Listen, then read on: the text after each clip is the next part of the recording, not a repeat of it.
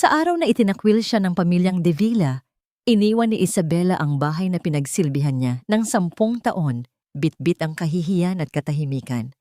Ngunit nang mabunyag ang lihim na huling habilin ng yumaong biyenan, biglang nagbago ang lahat. Siya ang tunay na tagapagmana ng imperyo. Sa pagbabalik niya, hustisya ba ang kanyang hahabulin?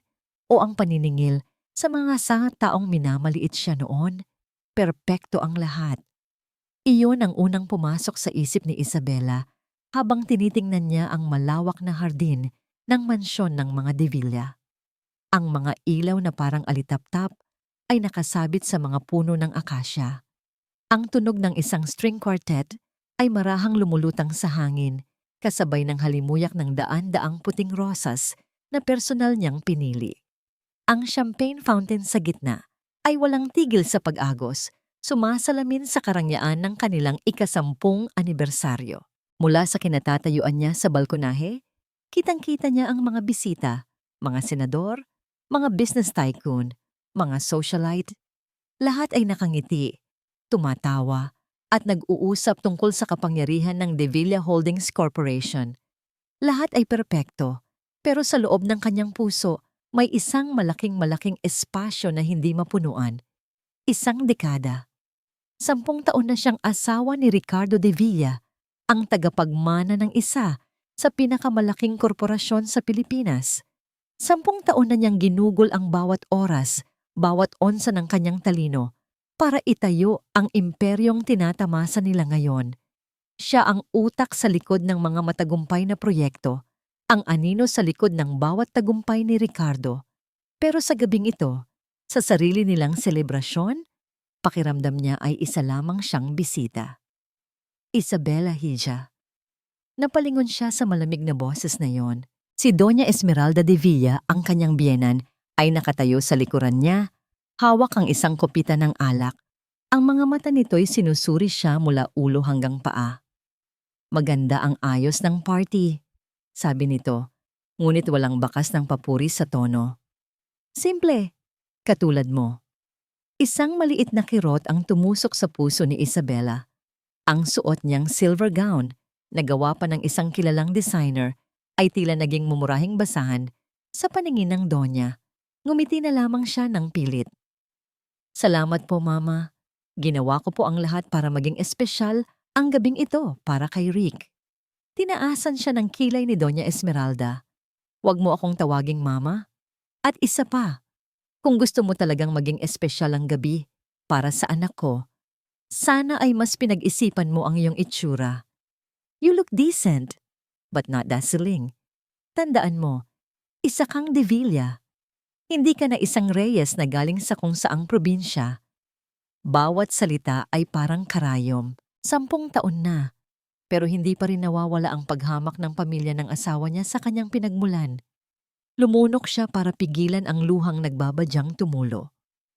Paumanhin po, Doña Esmeralda.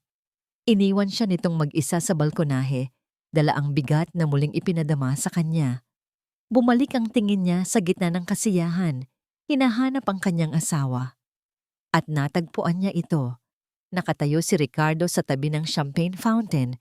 Ang kanyang matipunong katawan ay balot sa isang mamahaling suit. Tumatawa ito, at ang tawa niyang iyon, na minsan ay musika sa kanyang pandinig, ay ngayon ay parang punyal na sumasaksak sa kanya. Dahil ang tawa na yon ay hindi para sa kanya. Kasama ni Ricardo, ang isang babaeng napakabata, napakaganda, at puno ng buhay. Si Katrina Santos. Ipinakilala siya ni Ricardo bilang isang special intern, ang kinabukasan ng kumpanya. Nakita ni Isabela kung paano kumislap ang mga mata ng kanyang asawa habang kausap ang dalaga. Nakita niya kung paano nito hinawakan ang braso ni Katrina. Isang kilos na puno ng pamilyaridad at pagmamay-ari. Isang kilos na matagal nang ipinagkait sa kanya. Ilang linggo na niyang nararamdaman ang panlalamig ni Ricardo. Ang mga gabing hindi ito umuuwi. Ang mga business trip na biglaan. Ngayon, sa harap ng daan-daang tao, sa mismong anibersaryo nila, ipinamukha sa kanya ang katotohanan. Hindi niya namalayan ang pag-agos ng luha sa kanyang mga pisngi. Mabilis niya itong pinunasan at pilit nang ngumiti nang may lumapit na bisita.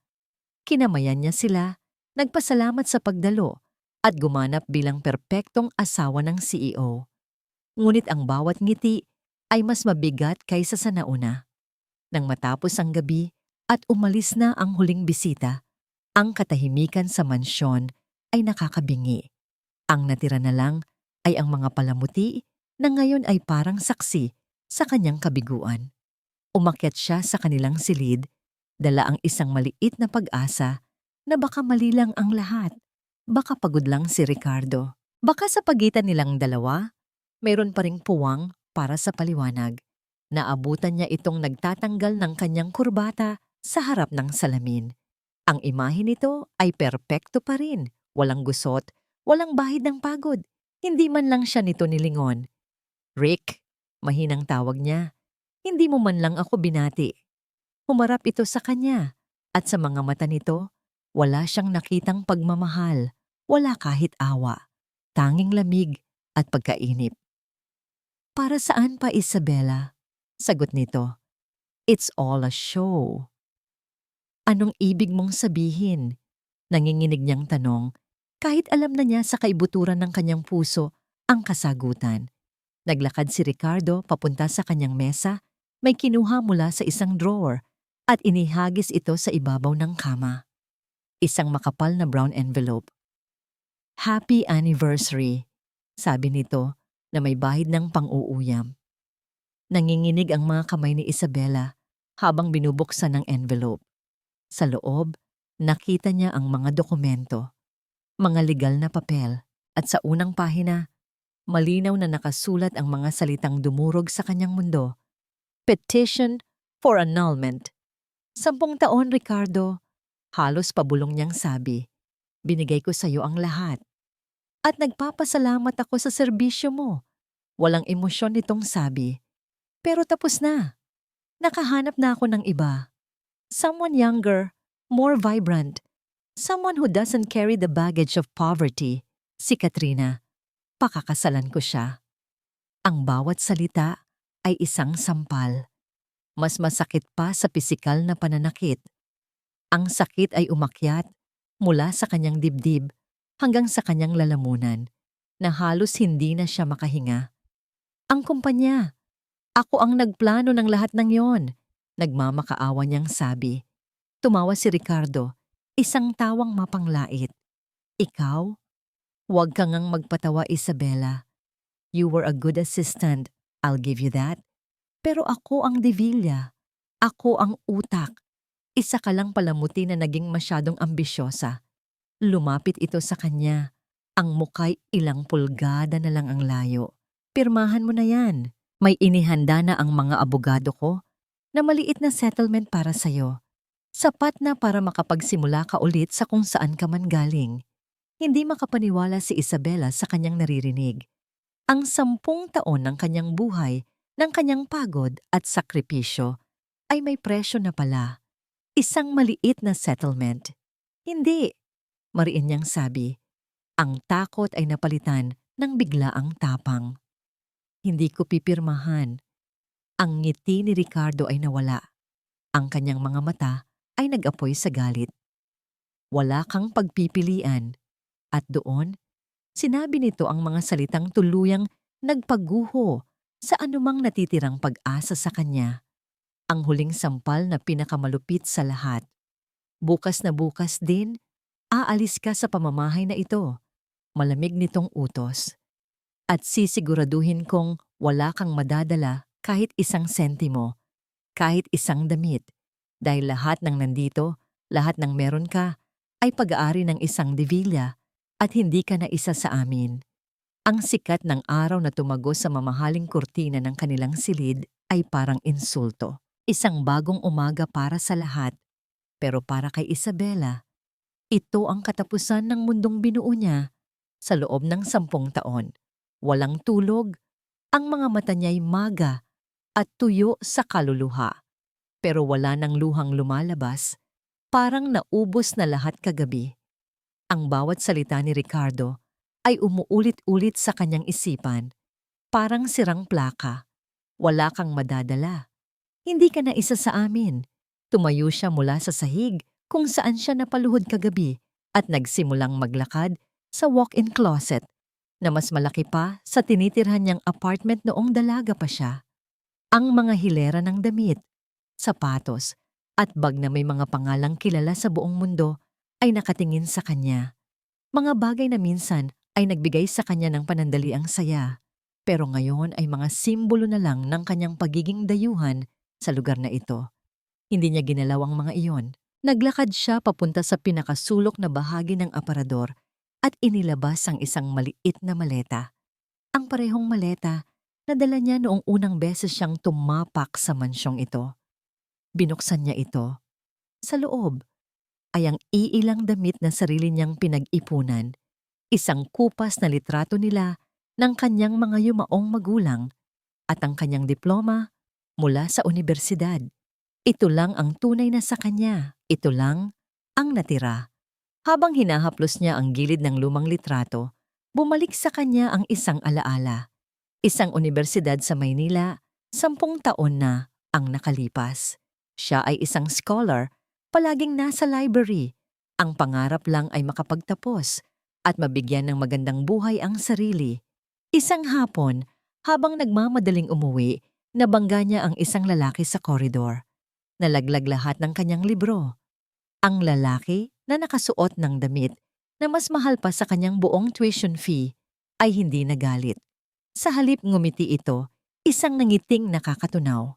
"Pasensya na, miss," sabi ng lalaki na walang iba kundi si Ricardo de Villa. "Hayaan mong tulungan kita." Mula doon nagsimula ang lahat. Mga bulaklak na ipinapadala sa kanyang boarding house, mga hapunan sa mga restaurant na sa panaginip lang niya napupuntahan. Si Ricardo ay parang isang prinsipe mula sa fairy tale. Ipinakita nito sa kanya ang isang mundo ng karangyaan, isang mundong hindi niya akalaing posible. At sa gitna ng lahat ng yon, ipinangako nito sa kanya, "You're not just beautiful, Isabella. You're brilliant. You will be my partner. Hindi lang sa buhay, kundi sa negosyo. Tayong dalawa ang magpapatakbo ng De Villa Empire." Napapikit si Isabella. Tinataboy ang alaala. Isang pangakong napako. Isang kasinungalingan na buong puso niyang pinaniwalaan. Isinara niya ang maleta. Sa paglabas niya ng silid, wala na si Ricardo. Mas mabuti na rin, hindi na niya kayang makita pa ang mukha nito. Habang bumababa siya sa engrandeng hagdanan, naabutan niya sa sala ang nag-aabang na mga halimaw. Si Doña Esmeralda ay nakaupo sa isang silyang parang trono, habang ang anak nitong si Sofia ay nakatayo sa tabi nito, nakahalukip-kip at may mapanuyang ngiti sa mga labi. "Aalis ka na pala," sabi ni Doña Esmeralda. Ang boses ay puno ng kasiyahan. "Akala ko ay kakapalan mo pa ang mukha mo at mananatili dito." Hindi sumagot si Isabella. Nagpatuloy siya sa paglalakad patungo sa pinto. "Sandali," utos ng Donya. Ikinumpas nito ang kamay sa isang katulong na nag-aabang. "Teresa, buksan mo ang maleta ng babaeng yan. Tiyakin mong walang ninakaw na kahit isang alahas o gamit na pag-aari ng mga De Villa." Nanigas si Isabella sa kanyang kinatatayuan. Ang kahihiyan ay parang isang alon na lumunod sa kanya. Sa harap ng mga katulong na 10 taon niyang pinakitunguhan ng mabuti, siya ngayon ay ituturing na isang magnanakaw. Lumapit ang katulong na si Teresa, ang mga matay na kayuko, puno ng awa. "Ma'am Isabella, gawin mo," mahinang sabi ni Isabella. Ang boses ay basag. Walang nagawa ang katulong kundi sundin ang utos. Inilatag nito ang maleta sa sahig at binuksan. Nakita ng lahat ang laman, mga lumang damit, isang libro, at ang kupas na litrato. Walang kumikinang na alahas, walang mamahaling gamit, tanging ang mga bakas ng kanyang dating buhay. Natahimik sandali si Doña Esmeralda, marahil ay nabigla sa karukaan ng kanyang dala, bago muling nagsalita. "Ganyan ka dumating, ganyan ka rin pala aalis. Isang kahig, isang tuka." At least may dignidad siyang umalis. Hindi tulad ng iba dyan. Biglang sabat ni Sofia na tila aliw na aliw sa panunood. Lumapit ito kay Isabela, kumuha ng ilang piraso ng 1,000 piso mula sa kanyang pitaka at walang pakundangang inihagis ang mga ito sa sahig sa paanan ni Isabela. Heto, sabi ni Sofia na may halong pang-iinsulto. Pamasahe para sa mga pulubi, para makabalik ka sa lungga na pinanggalingan mo. Ang mga perang papel ay kumalat sa makintab na sahig na gawa sa marmol. Tinitigan lang ito ni Isabela. Ang huling patak ng kanyang pagkatao ay tila nyurakan sa mga sandaling iyon. Hindi niya pinulot ang pera. Hindi siya nagsalita. Tinalikuran niya sila. Bawat hakbang palayo sa kanila, palayo sa mansyong yon, ay parang may tinik. Nang marating niya ang malaking pinto at binuksan ito, hindi na siya lumingon pa. Sa labas, ang sikat ng araw ay nakakasilaw. Ang ingay ng Maynila ay biglang naging malakas. Nag-abang siya ng taxi sa gilid ng kalsada ng Forbes Park, isang tanawing hindi pangkaraniwan sa lugar ng mga milyonaryo. Wala siyang ibang maisip na puntahan, wala na siyang pamilya. Ang mga kaibigan niya noon ay matagal na niyang hindi nakakausap, nilayo ng mundo ng mga De Villa. May isang tao na lang siyang naisip, isang taong laging tapat hindi sa kanya, kundi sa alaala ng nag-iisang De Villa na rumespeto sa kanya. Ang taxi ay huminto sa harap ng isang luma ngunit kagalang-galang na gusali sa Makati. Ang pangalang nakasulat sa isang tansong plaka ay Cruz and Associates Law Firm. Pagpasok niya sa opisina, ang amoy ng mga lumang libro at kape ay sumalubong sa kanya. Nakita niya si Attorney Benjamin Cruz, isang lalaking nasa mga 70 na. Matagal ng abogado at matalik na kaibigan ng yumaong si Don Alejandro De Villa. Nang makita siya ng matandang abogado, ang nangiti nito ay agad na napalitan ng pag-aalala. Isabela, hiha, anong nangyari? At doon, sa loob ng ligtas na 4 na sulok ng opisina ng matanda, bumigay na siya. Ang lahat ng sakit, galit at kahihiyan na tiniis niya ay bumuhos kasabay ng kanyang mga luha. Humagulgol siya na parang isang batang nawawala. Isinasalaysay ang lahat ng nangyari sa pagitan ng kanyang mga hikbi. Hinayaan lang siya ni Attorney Cruz na ilabas ang lahat. Inabutan siya ng isang basong tubig at isang panyo. Nang medyo kumalma na siya, nagsalita ito sa isang mahinahon ngunit seryosong boses. Matagal ko nang kinatatakutan na mangyayari ito. Sabi ng abogado, nakita ng iyong biyenang lalaki ang kasakiman at kahinaan sa puso ni Ricardo. Tumayo ang matanda, naglakad papunta sa isang malaking cabinet na gawa sa Nara at may kinuha mula sa isang nakatagong kompartimento. Isang luma at mabigat na safety deposit box na yari sa bakal.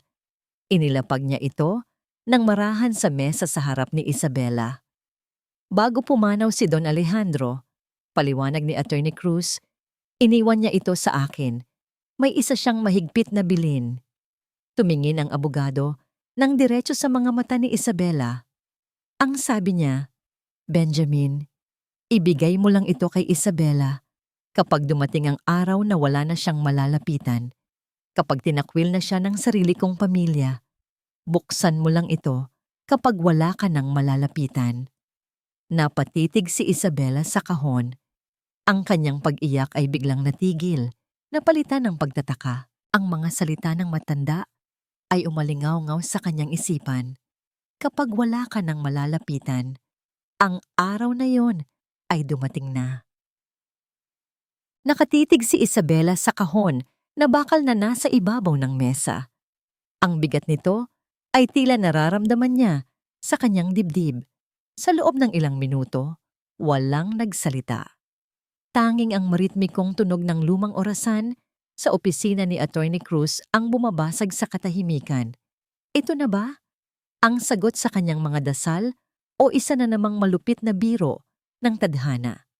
Inabot ni Attorney Cruz ang isang maliit at kalawangin ng susi. Si Don Alejandro mismo ang nagdisenyo ng lock na yan, sabi ng matanda. Simple sa labas, pero matibay. Katulad mo, Hija. Ang mga salitang yon ay nagbigay sa kanya ng kakaibang lakas. Nanginginig pa rin ang kanyang mga kamay, ngunit mayroon ng determinasyon sa kanyang pagkilos. Kinuha niya ang susi, isinuksok sa seradura, at marahang pinihit. Isang malakas na klik ang umalingawngaw sa silid. Dahan-dahan niyang itinaas ang takip ng kahon. Ang amoy ng lumang papel at katad ay humalimuyak sa hangin. Sa loob, maayos na nakasalansan ng ilang mga dokumento. Sa ibabaw ng lahat, may isang sobre na nakapangalan sa kanya. Ang sulat kamay ay pamilyar, ang elegante, ngunit matatag na pagsulat ni Don Alejandro. Binuksan niya ang sobre. Sa loob ay isang maikling liham. Mahal kong Isabela, kung binabasa mo ito, nangangahulugan na nangyari na ang kinatatakutan ko. Ipinagpaumanhin mo sana ang aking kahinaan. Nabulag ako ng pagmamahal ko sa aking anak at hinayaan kong madaig ng kanyang kayabangan ang legasiyang pinaghirapan ko. Pero hindi ako naging bulag sa'yo. Nakita ko ang iyong talino, ang iyong dedikasyon, at higit sa lahat, ang iyong puso. Ikaw ang tunay na arkitekto ng tagumpay ng De Villa Holdings. Hindi siya. Ang nasa ilalim ng liham na ito ay hindi isang regalo, kundi isang responsibilidad, isang sandata.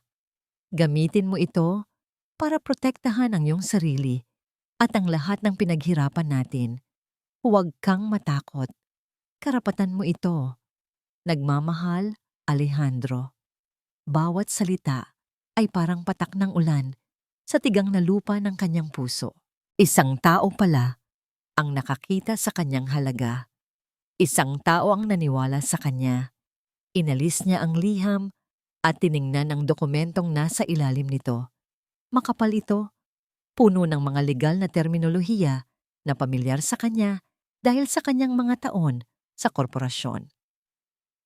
At sa mismong unang pahina, nakasulat sa malalaking titik ang mga salitang nagpabago sa takbo ng kanyang paghinga. Secret Trust Agreement. Binasa niya ang mga sumunod na talata. Ang kanyang mga mata ay nanlalaki sa bawat pangungusap. Hindi ito maaari. Ang dokumento ay nagsasaad na si Don Alejandro de Villa, bago siya pumanaw, ay inilipat ang lahat ng kanyang personal na pag-aari at shares sa De Villa Holdings Corporation. 100%, 100% ng voting shares ng pamilya sa isang trust. At ang itinalagang nag-iisang trustee at sole beneficiary ay walang iba kundi siya, Isabela Reyes de Villa. Ang ibig sabihin, ako ang may-ari ng lahat? Halos pabulong niyang tanong kay Atoy. Cruz, hindi makapaniwala sa sarili niyang mga salita. Tumango ang matandang abogado, isang malungkot, ngunit matatag na ngiti sa kanyang mga labi. Ikaw, Hija. Mulat sa pool, sumandal si Isabela sa upuan, biglang nakaramdam ng pagkahilo, parang umikot ang buong silid. Bumalik sa kanyang alaala ang isang hapon, mga 3 taon na ang nakalipas, ilang buwan. Bago pumanaw si Don Alejandro, nasa library sila ng mansyon, sabay na nirerepaso ang isang panukalang expansion sa Cebu.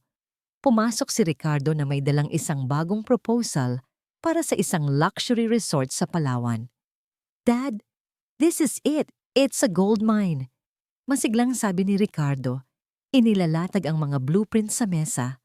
Sinuri ito ni Isabela ang mga numero ay hindi tumutugma. Masyadong malaki ang gastos, masyadong optimistiko ang projections. Rick, I think the market study is flawed. Mahinahon niyang sabi.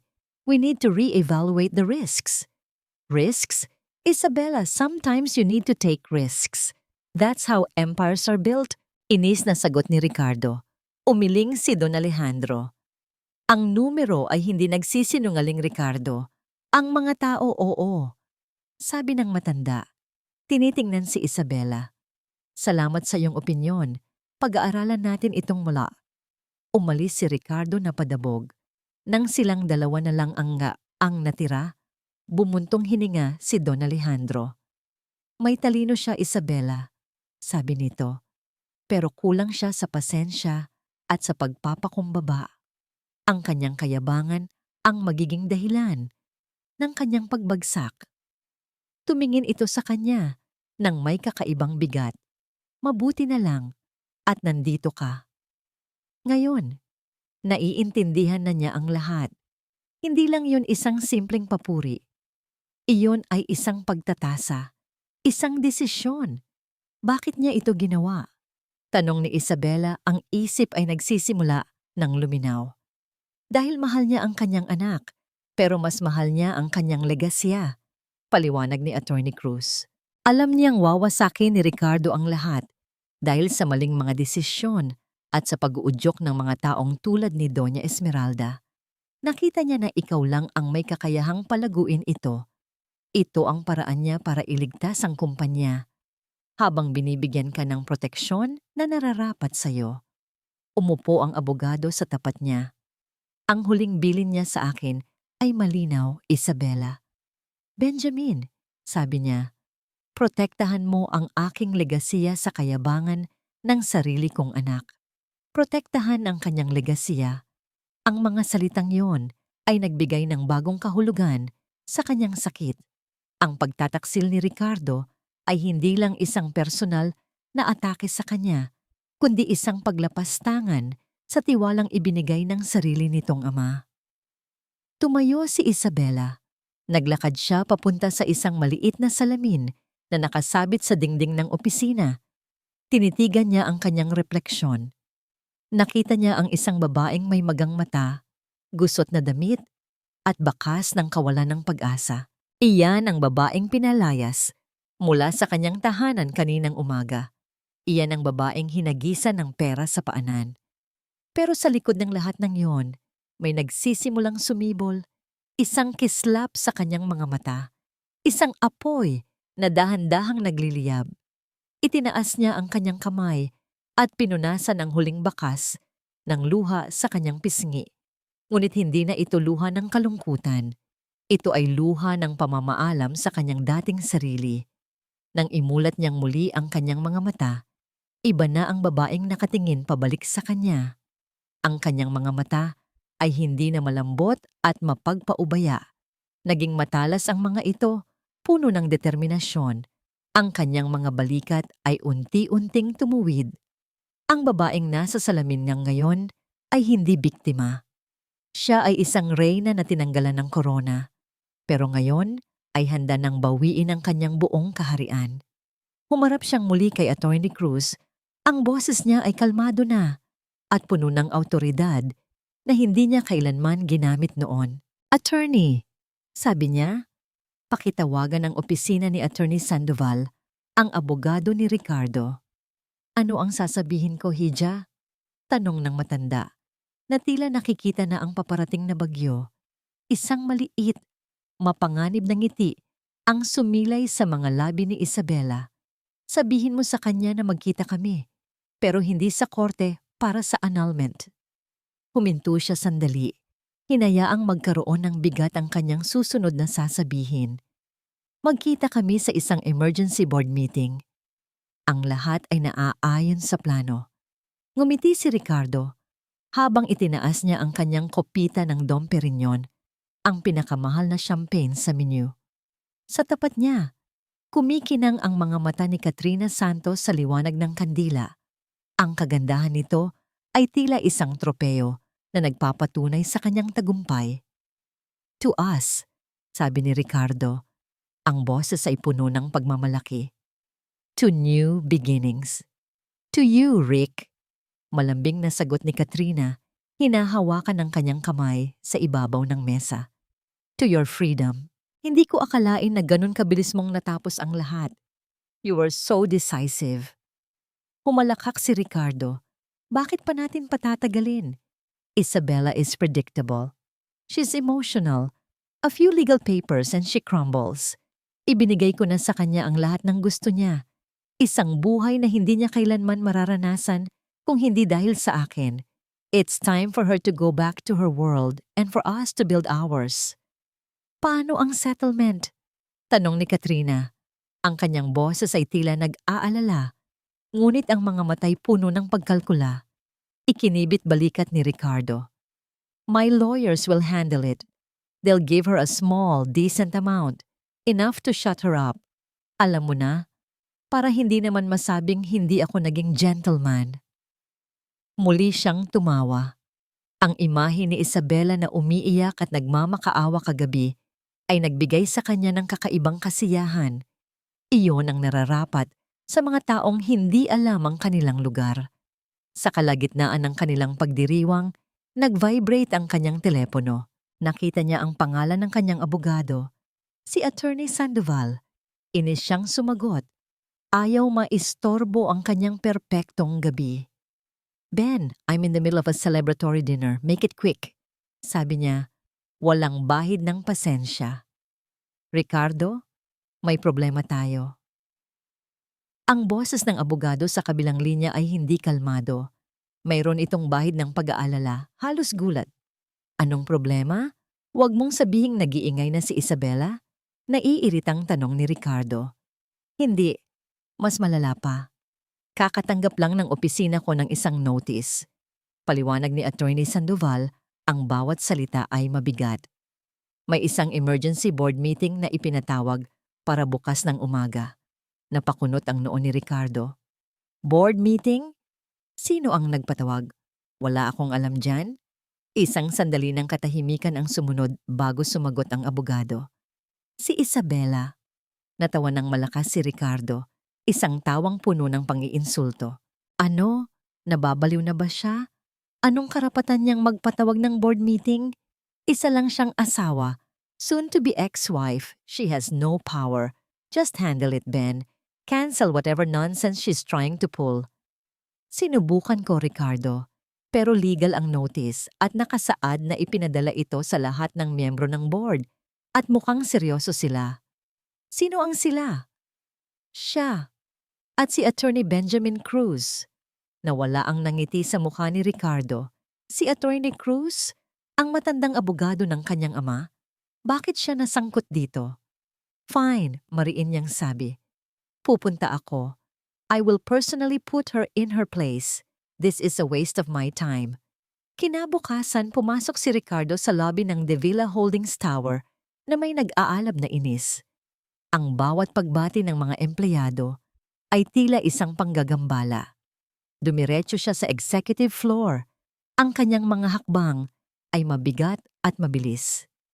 This has to stop. Ipapamukha niya kay Isabela kung gaano ito kahangal. Ang kanyang sekretarya ay tumayo para batiin siya, ngunit ang mga mata nito ay puno ng kaba. Sir Ricardo, nasa loob na po sila. Hindi na niya ito pinatapos. Walang katok-katok niyang binuksan ang pinto ng boardroom at natigilan siya. Inaasahan niyang makikita ang isang halos walang taong silid. Marahil ay si Isabela lang at ang matandang si Cruz na naghihintay na mapahiya. Ngunit ang kanyang nakita ay ang kabaligtaran. Ang mahabang lamesa na gawa sa mahogany ay puno. Ang lahat ng miyembro ng Board of Directors ay naroroon. Mula sa mga tapat na kaalyado niya hanggang sa mga independent director na bihirang magpakita. Ang hangin sa loob ng silid ay mabigat, puno ng tensyon at hindi masabing pag-asa. Lahat ng mga mata ay napako sa kanya pagpasok niya. At sa mga matang iyon, wala siyang nakitang paggalang. Tanging pag-usisa. Biglang nakaramdam si Ricardo ng kaba. Ang inis niya ay unti-unting napalitan ng isang hindi maipaliwanag na takot. Anong ibig sabihin nito? Tanong niya. Sinisikap na panatilihing matatag ang kanyang boses. Walang sumagot. At sa sandaling iyon, muling bumukas ang pinto. Pumasok si Isabela. Napahinto ang paghinga ni Ricardo. Hindi ito ang babaeng umiiyak na pinalayas niya 2 araw na ang nakalipas. Ang babaeng nasa harap niya ngayon ay ibang-iba. Wala na ang mga malalambot na bestida na laging nitong suot. Sa halip, siya ay nakasuot ng isang navy blue pantsuit na tila hinulma sa kanyang katawan. nagpapahiwatig ng kapangyarihan at awtoridad. Ang kanyang buhok ay nakaayos sa isang eleganteng bun. Ang kanyang muka ay mayroong kaunting makeup, sapat lang para bigyang diin ang talas ng kanyang mga mata. At ang kanyang mga mata, iyon ang pinakanakagulat sa lahat. Wala na ang kalungkutan, wala na ang luha. Sa halip ang mga ito ay malamig, kalmado, at matalim na parang bakal. Tumingin ito sa kanya, hindi man lang kumurap, bago naglakad nang may kumpiyansa patungo sa kabisera ng mesa, ang upuan na para lamang sa kanya, ang CEO. Kasunod niya si Attorney Cruz na may dalang isang leather briefcase, ang mukha'y seryoso at hindi matinag. Naglakad si Isabela, hindi pinapansin ang pagkagulat sa mukha ni Ricardo. Tumayo siya sa dulo ng mesa, inilagay ang kanyang mga kamay sa likod ng upuan at tiningnan ang lahat ng mga miyembro ng board.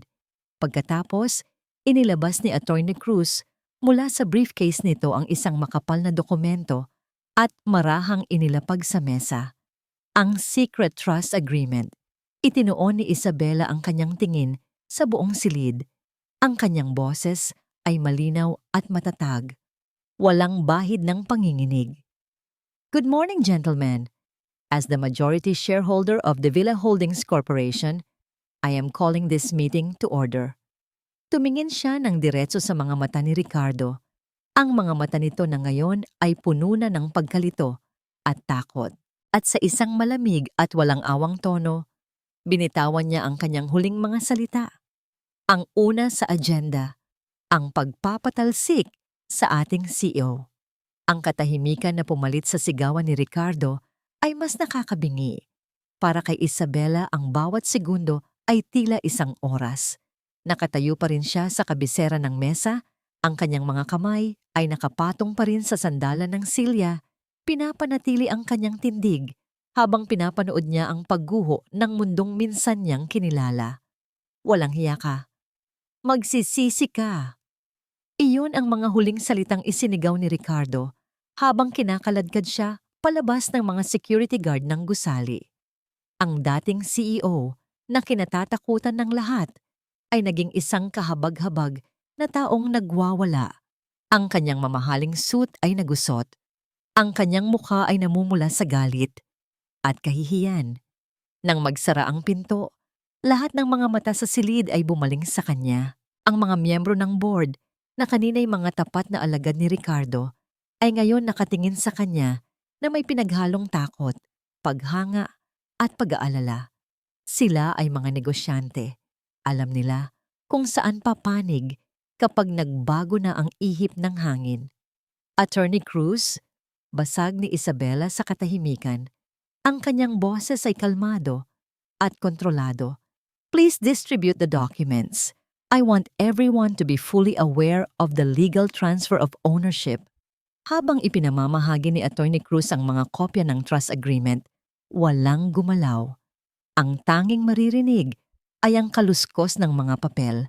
Pinag-aralan nila ang bawat linya, ang bawat pirma, at dahan-dahan, ang katotohanan ay lumubog sa kanilang kamalayan. Ang babaeng minsan nilang itinuring na isang simpleng may bahay ay ang kanilang bagong amo. Ang reyna ay bumalik na sa kanyang trono. Hindi ito isang masayang tagumpay para kay Isabela. Walang ngiti sa kanyang mga labi. Habang pinapanood niya ang mga makapangyarihang lalaki na ito na yumuko sa kanyang bagong kapangyarihan, ang tanging naramdaman niya ay ang bigat ng responsibilidad. Ang legasya ni Don Alejandro ay nasa kanyang mga kamay na ngayon. Pagkatapos ng pulong, habang pabalik siya sa mansyon, ang kanyang mansyon ngayon, nagbigay siya ng kanyang unang utos sa kanyang financial team.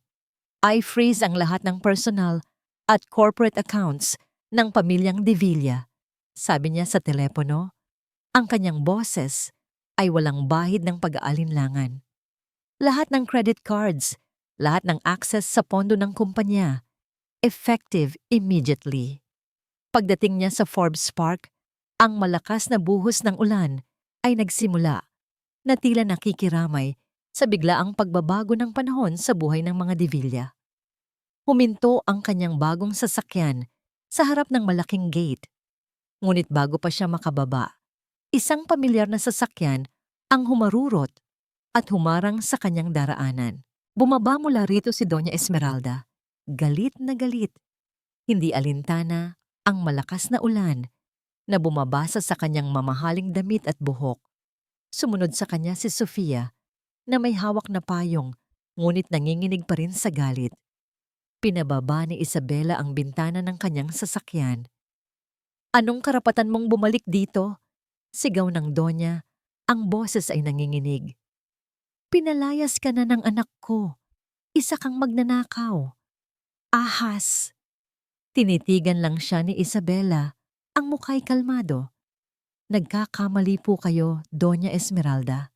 Ang bahay na ito, ang kotseng sinasakyan ninyo, ang bawat sentimo sa inyong bank account ay pag-aari ng korporasyon at ako ang korporasyon."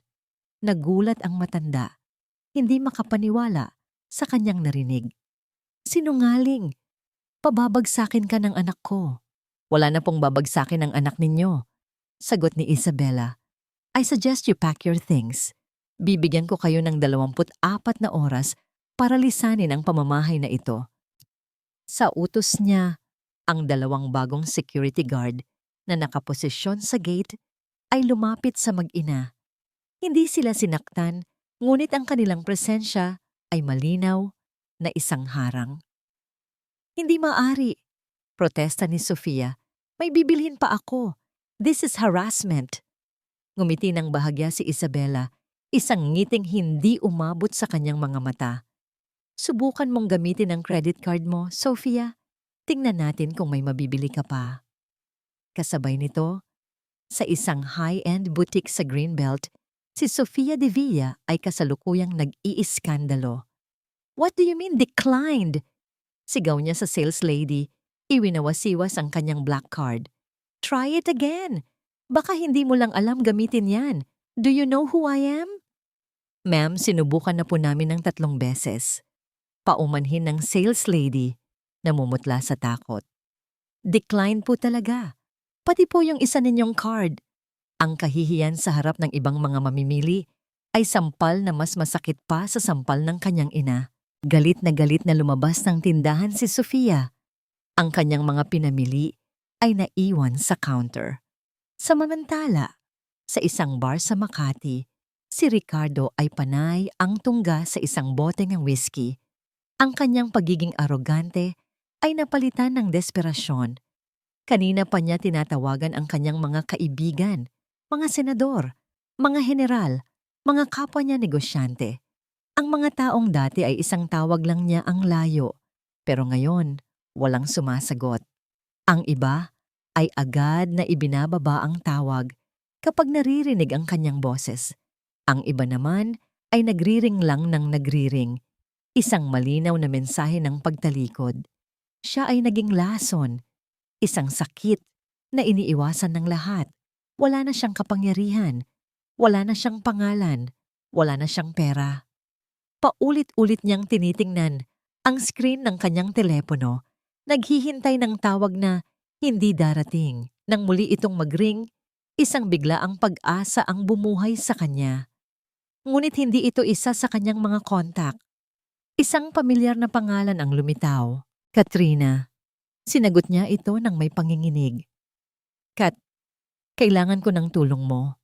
Narinig ko ang nangyari," sabi ng malambing na boses sa kabilang linya.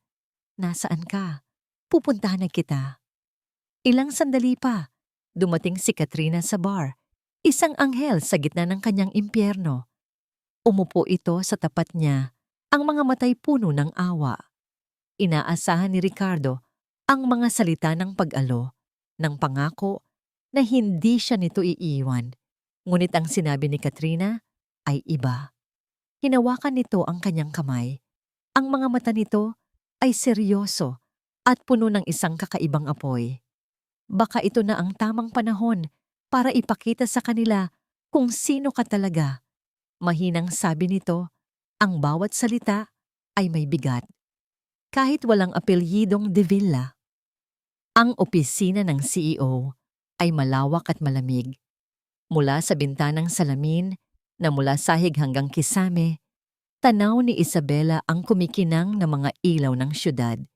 Isang tanawin ng kapangyarihan at tagumpay. Ngunit sa mga sandaling iyon, hating gabi na, ang tanging kasama niya sa malawak na espasyong yon ay ang bundok ng mga dokumento sa kanyang mesa at ang lumalaking pag-aalala sa kanyang dibdib. Ang pag-upo sa silyang ito ay mas madali kaysa sa inaasahan niya. Ang tunay na mahirap ay ang pananatili rito. Sa unang linggo niya bilang chairwoman, sinimulan niyang buwagin ang mga istrukturang itinayo ni Ricardo. Mga istrukturang puno ng katiwalian at paboritismo. Ang bawat pahina ng financial report na binabasa niya ay naglalaman ng mga proyektong kahina-hinala, mga kontratang pabor sa mga kaibigan ni Ricardo, at mga butas kung saan tila naglalaho ang pera ng kumpanya. Si Ricardo ay hindi lang naging pabaya, naging ganid ito. Ngunit ang paglilinis na ito ay may kapalit. Marami sa mga matatandang opisyal ng kumpanya ay mga taong iniluklok ni Ricardo. Sila ang kanyang mga aso na handang tumahol para sa kanya. At sa isang board meeting noong umagang yon, naramdaman ni Isabela ang kanilang unang kagat. "With all due respect, Madam Chairwoman," sabi ni Mr. Velasco, ang Vice President for Operations at ang pinakamatapat na alagad ni Ricardo, habang nakatayo sa harap ng lahat. Ang biglaang pag-cancel sa Palawan Luxury Resort Project ay magdudulot ng malaking pagkalugi sa kumpanya. "Nakapirma na po tayo sa mga kontrata." Kalmado siyang tiningnan ni Isabela. "Mr. Velasco, base sa aking pag-aaral, ang proyektong iyan ay isang financial black hole. Ang supplier ng construction materials ay pag-aari ng inyong bayaw at ang presyo ay 30% mas mataas kaysa sa market value. Hindi ito negosyo, ito ay pagnanakaw." Namula ang mukha ni Velasco. Isang malaking akusasyon yan. Ang proyektong yan ay pinag-aralan mismo ni CEO De Villa. Ang dating CEO. Pagtatama ni Isabela, ang boses ay malamig ngunit matatag. At ang kanyang pag-aaral ay mali. "Ang desisyon ko ay pinal." Di umupo si Velasco, ngunit bago siya maupo, binitawan niya ang isang salitang may lason. "May I remind the board that your background is in arts, not in corporate finance. Ang mga desisyong ito ay maaaring maging mapanganib para sa kumpanya na pinaghirapan ng mga lalaking De Villa na itayo." Ang pagdiin sa salitang lalaki ay isang direktang sampal sa kanyang pagkababae at kakayahan. Naramdaman ni Isabela ang pag-init ng kanyang mga pisngi, ngunit hindi niya ipinakita. Sa halip ngumiti siya ng bahagya. "Salamat sa paalala, Mr. Velasco, at hayaan ninyong ipaalala ko rin sa inyo na ang babaeng ito ang nagmamay-ari ng kumpanyang pinagsisilbihan ninyo. The meeting is adjourned." Naging matagumpay siya sa pulong na yon, ngunit alam niyang nagsisimula pa lang ang laban sa loob. Ngunit may isa pang laban na hindi niya inaasahan, ang laban sa labas.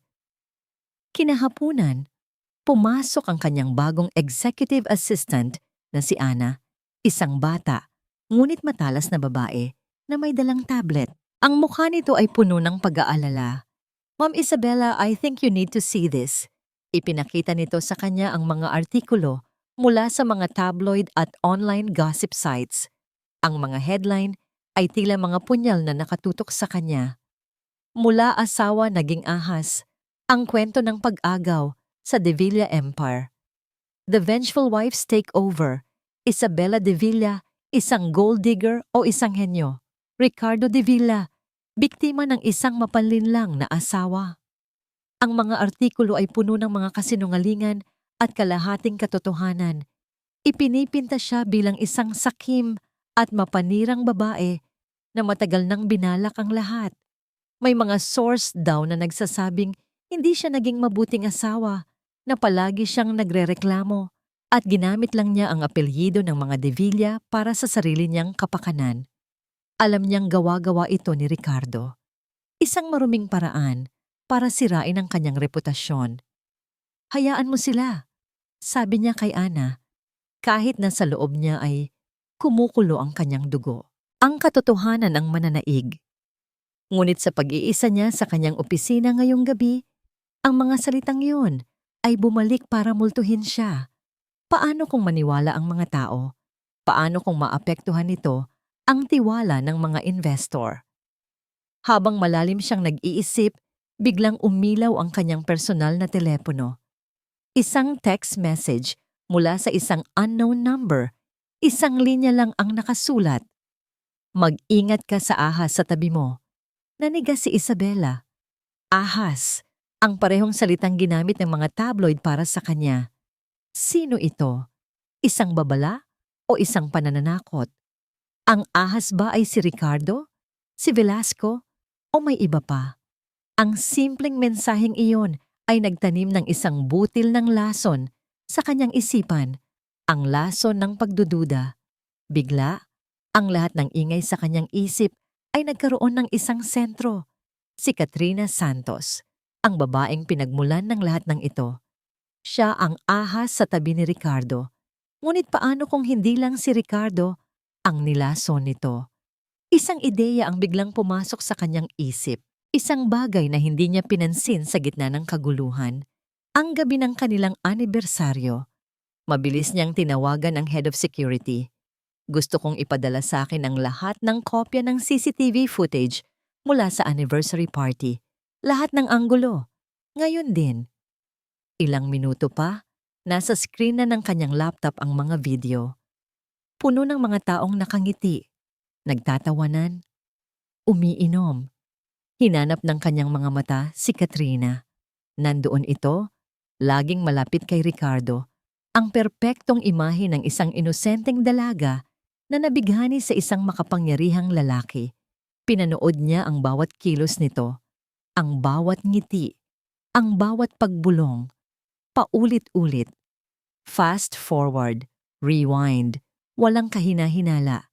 4 na oras na ng footage ang kanyang napanood. Halos sumuko na siya. At doon, sa isang anggulo malapit sa hardin, sa isang madilim na sulok na halos hindi maabot ng ilaw, nakita niya ito. Si Katrina, na akala niya ay papunta sa comfort room, ay lumihis ng daan. Nakita niya itong nakipag-usap sa isang lalaki. Ang lalaki ay si Mr. David Lim, ang CEO ng J-Tech Conglomerate, ang pinakamalaking katunggali ng De Villa Holdings. Ang pag-uusap nila ay mabilis lang. Ngunit bago sila maghiwalay, may isang mabilis na pagkilos. Isang maliit, kumikinang na bagay ang lumipat mula sa kamay ni Katrina papunta sa kamay ni Mr. Lim. Isang USB drive. Paulit-ulit niyang ni-rewind ang parte na yon, pinalaki ang imahe. Walang duda. Ito ay isang palihim na pag-abot. Isang transaksyon na ginawa sa dilim. Sa gitna ng selebrasyon ng kanyang pagbagsak, biglang nanlamig ang buong katawan ni Isabela. Ang ahas ay hindi lang pala nangaakit, ito rin ay isang traidor. Ang imahe ng USB drive na lumilipat ng kamay ay paulit-ulit na tumatakbo sa isipan ni Isabela na parang isang bangungot na ayaw siyang tigilan. Hindi na ito simpleng pambababa, hindi na ito simpleng pagtataksil sa kasal. Ito ay corporate espionage, pagtataksil sa kumpanya. Alam niyang hindi niya maaaring basta na lang isumbat ito. Kailangan niya ng matibay na ebidensya. Kailangan niyang malaman kung sino talaga si Katrina Santos. Kinabukasan, sa halip na dumiretso sa opisina ng De Villa Holdings, nagpunta siya sa isang maliit at hindi kapansin-pansing gusali sa isang eskinita sa Quezon City. Dito matatagpuan ang opisina ni Mr. Dante Madrigal, isang retiradong police colonel na ngayon ay isa ng pribadong investigador. Isang taong kilala sa pagiging mahusay at, higit sa lahat, sa pagiging diskreto. Mr. Madrigal, sabi ni Isabela, nang makaupo sila sa loob ng maliit, ngunit malinis na opisina nito. Mayroon akong ipapahanap sa inyo. Inilatag niya sa mesa ang isang litrato ni Katrina na nakuha niya mula sa social media. Ang pangalan niya ay Katrina Santos, isang intern sa De Villa Holdings. Gusto kong malaman ang lahat tungkol sa kanya. her family, her background, her school records, her financials, everything. Gusto kong malaman kung sino talaga siya. Tiningnan ni Mr. Madrigal ang litrato, pagkatapos ay tumingin sa kanya. Gusto ninyong malaman kung may tinatago siya. Ang pakiramdam ko, Mr. Madrigal, sagot ni Isabela. Ang buong pagkatao niya ang isang malaking kasinungalingan. Lumipas ang 2 araw na puno ng tensyon. Patuloy na hinarap ni Isabela ang mga hamon sa loob ng kumpanya. Ngunit ang kanyang isipan ay laging nasa imbestigasyon. Bawat tunog ng kanyang telepono ay nagpapakaba sa kanya at sa 3 araw dumating ang tawag. Ma'am Isabela, sabi ni Mr. Madrigal sa kabilang linya. May nahanap na ako, pero mas maganda kung personal tayong mag-usap. Nagkita sila sa isang tahimik na coffee shop. Inilapag ni Mr. Madrigal ang isang makapal na brown folder sa kanilang mesa. Katrina Santos, panimula ng investigador. Based sa records, she graduated with honors from a top university. Her family lives in a middle-class subdivision in Laguna. Her father is a retired engineer. Her mother is a housewife. She looks normal. Too normal. Anong ibig mong sabihin? Tanong ni Isabela. Ibig sabihin, masyadong perpekto ang kwento niya, sabi ni Mr. Madrigal. Kaya hinukay ko pa ng mas malalim. Binuksan niya ang folder. Ang unang pahina ay isang kopya ng birth certificate ni Katrina. Normal ang lahat, ngunit sa ilalim nito ay isa pang dokumento. Isang lumang-lumang birth certificate na halos hindi na mabasa. I had to pull some old strings sa NSO. Sabi ni Mr. Madrigal, this is a record from almost 25 years ago. Ipinanganak sa isang maliit na probinsya sa Iloilo. Ang pangalan, Katrina Alcaraz. Ang pangalan ay tila pamilyar, ngunit hindi niya maalala kung saan narinig. The mother's name is the same, pero ang ama, iba ang pangalan. Patuloy ng investigador, itinuturo ang isang pangalan sa lumang dokumento. Ang nakasulat dito ay Rodrigo Alcaraz. Biglang nanlamig ang mga kamay ni Isabela. Rodrigo Alcaraz, ang nakababatang kapatid ni Don Alejandro. Ang kapatid na bigla na lang nawala. Sa eksena, maraming dekada na ang nakalipas.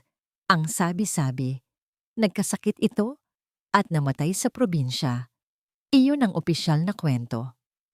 Ayon sa mga lumang record ng De Villa Corporation, sabi ni Mr. Madrigal, na tila binabasa ang isip niya, nagkaroon ng matinding alitan sa pagitan ng magkapatid na De Villa.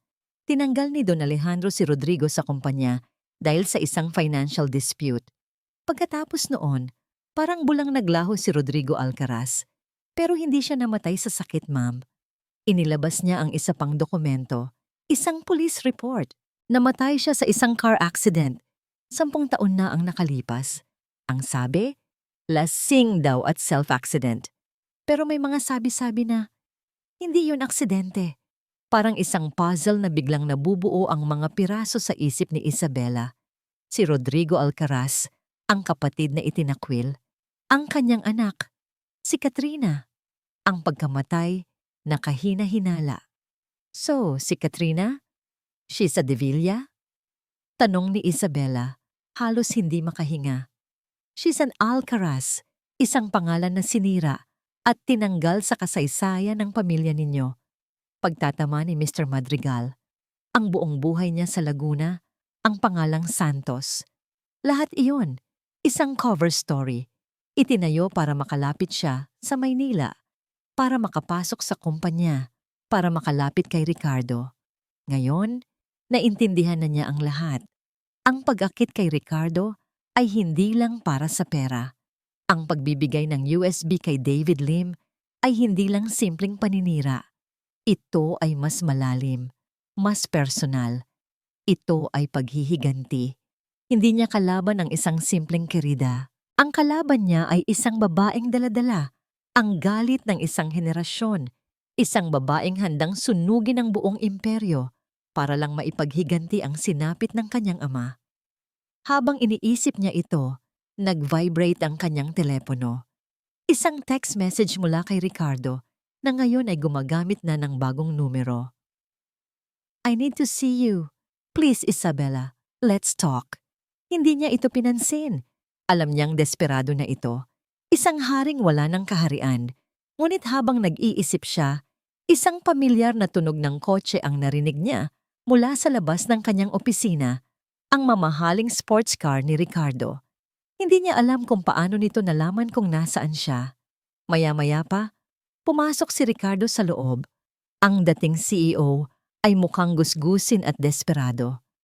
Isabella, we need to stop this madness. Sigaw nito. Sa likod niya sumunod si Katrina. Ang muka ay puno ng pag-aalala. Para kay Ricardo, nagtama ang kanilang mga mata.